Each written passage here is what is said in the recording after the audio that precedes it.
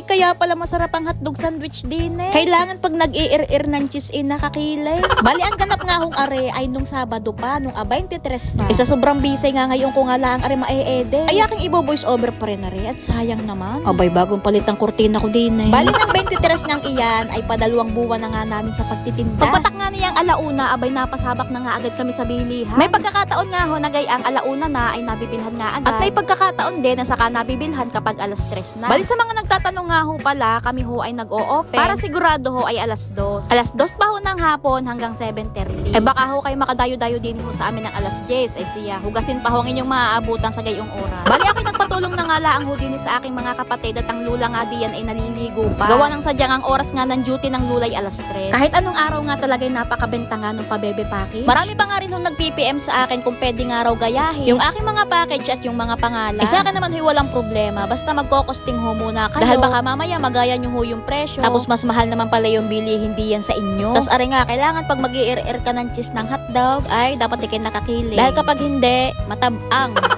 Ginagawa mo.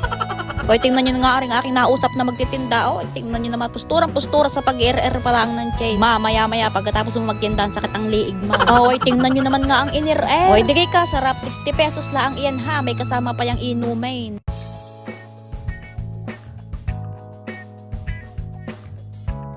Nakakatuwa nga talaga yung araw na iyan. Abay, parang mga nag-usap-usap pa rin mga kapitbahay ko eh. Abay, sabay-sabay na nagbilihan. Ikakatuwa. Pasensya na nga pala kayo kung may mga nag-PPM nga sa akin na hindi ko nga agad lahat ma-replyan. Sobrang busy ko talaga mga madam sa totoo lang. Minsan nga gusto kong umiyak. Kaya lang sa sobrang busy ko naman hindi ko maisingit sa aking schedule. E di magaling-galing na nga lang talaga at nakakapagsingit pa nga ng pagbo-voice over. Pare, ang order nga pala sa akin dito ay 3 combo. Isang combo 2 yung may cheese stick tapos 2 combo 1. Abay, ayos na ayos nga rin at mabenta nga ari dini sa mga bata.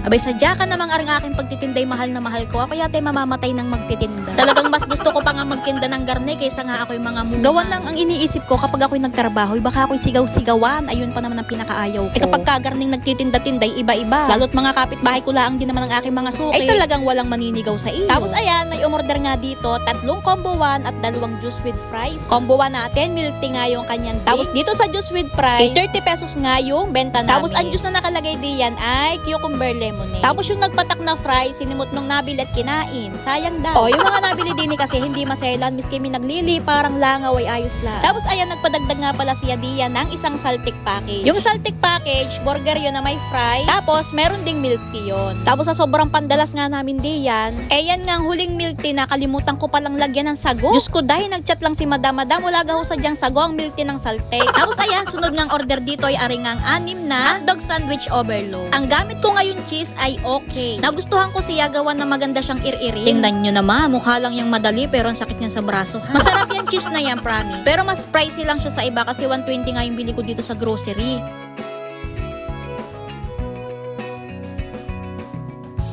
Tapos ayan, nandito na naman nga rin magbabarkadang ari. Pagka nga sila'y nagkakayaya ang mag-food trip, dito nga lang sila napunta. Hindi naman nga ho sa pagmamayabang ano. Nung nag-umpisa ho kaming magluto ng alauna, hindi pa ho kami nakakaupo hanggang ngayon. Talagang ang nabili ay sunod-sunod, nakakatuwa talaga. Di iyan, tapos na nga kami. Wala nang nabili kaya magbibilang na nga ako din ng benta. Ngayon lang lumaki yung benta namin ng garne na walang nagdodonate. Gawa ng mga nakaraan, kaya ang laki nga ng benta namin, gawa ng digay may nagdonate nga ng mga burger.